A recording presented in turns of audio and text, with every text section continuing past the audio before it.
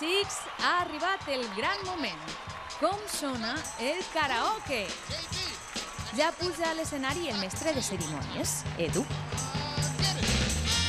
Un grup de grans experts i professionals decidiran qui es convertirà en la gran estrella de la nit.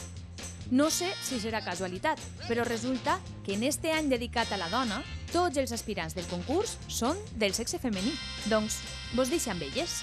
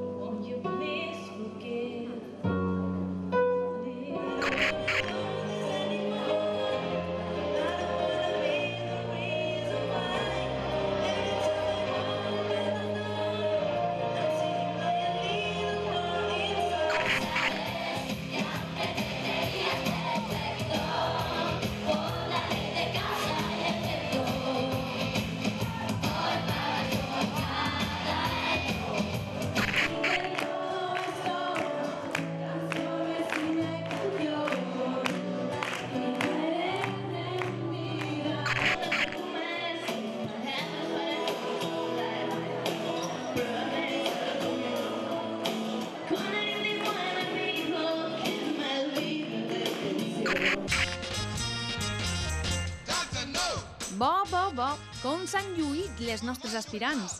El jurat ho va tindre molt, però que molt difícil. La resposta del nostre públic ha estat d'una entrega total i completa.